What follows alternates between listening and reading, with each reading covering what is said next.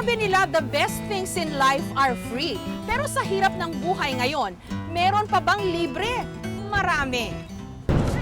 Kung may libre man, kung saan tiyak na magkakandara pa ang marami, Libre eat all yung saan pa kundi sa libreng pagkain. Pero saang kamay ng Diyos nga ba kukunin ang libreng pagkain ngayon?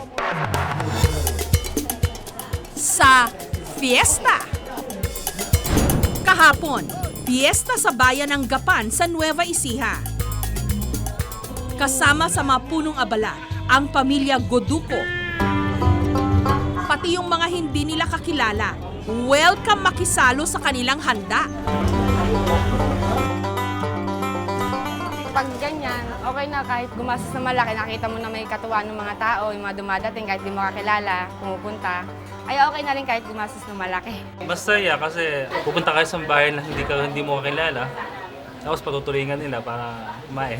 Sulit naman po yung biyahe. Kasi nabusog, ang dami kong pagkain talaga. Pagkatapos tsumibog tusawa sa mga pistang bayan, ang susunod na problema, tsak, pagjijeta. Kailangan mo ring magpapayat sa gym. Yun nga lang, nakakabutas ng bulsa ang bayad sa gym. Kalimitang mahigit 2,000 kada buwan. Pero dito sa Quezon City Circle, ni singkong duling, hindi mo kailangang magbayad.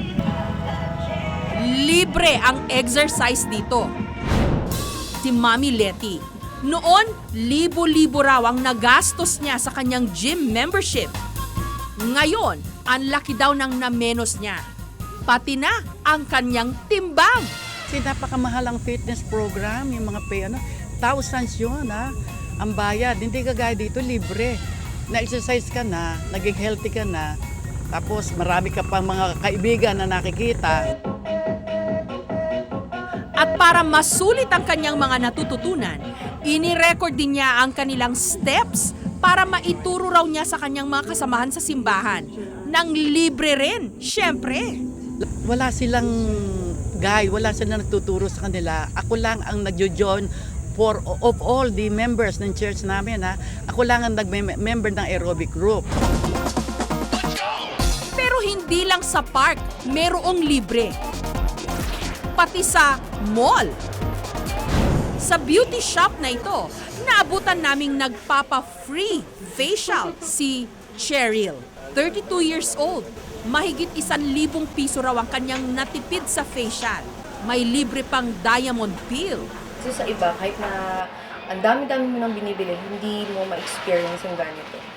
At least, diba, may relaxing makatulog ka naman lang ng 15 minutes. Ang 17 anyos naman na si Marie, pastime ang pagsubok sa mga free makeover.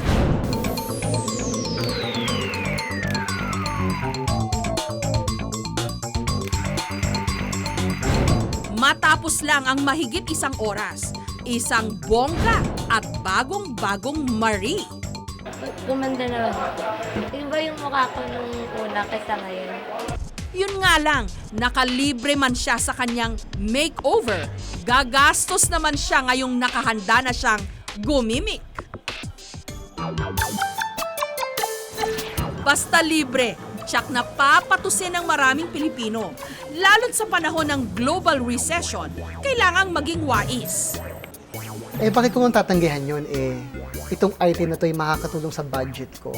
Lalo na kapag ang budget ay masyadong kipit. Yung mga libreng item na to, nakakatulong ito para yung gastusin ko naman ay medyo bumaba ng konti. Heto pa ang isang libre sa mall. Pero tuwing Lunes at Martes lang. At kinakailangang nasa tamang edad ka dahil ang ating mga lolo at lola o mga senior citizen may libreng sine. Si Lolo Manny, 68 years old.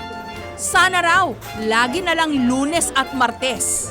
Dahil ang mga ito ang takdang araw ng libreng pasine para sa mga senior citizens ng Quezon City. Nawawala yung stress namin, yung problema namin, gano'n. At meron na rin ganitong pakulo para sa mga senior citizen sa Maynila, Taguig, Pasig at Makati. Ang nagsisilbing passes ng mga forgets, ang kanilang senior citizen card. Kailangan nga lang na sa first screening sila manood. Basically, yun yung low traffic for the cinema. Hindi sila pumipila, so sila rin talaga magkakasama. For them, kumbaga yung grupo lang nila, so mas friendly for them. Makalipas ang ilang oras, nakadalawang sine na si Lolo Manny. Bukod dyan, may dagdag pa siyang bagong kaibigan. Sa panahon ngayon, meron pa bang tatanggi sa grasya? Hanggat makakatipid, meron at meron talagang hihirit. Pero ano't anuman, may mga bagay pa ring hindi malalagyan ng presyo o price tag. Katulad ng kagandahan ng kalooban at pagkakaibigan.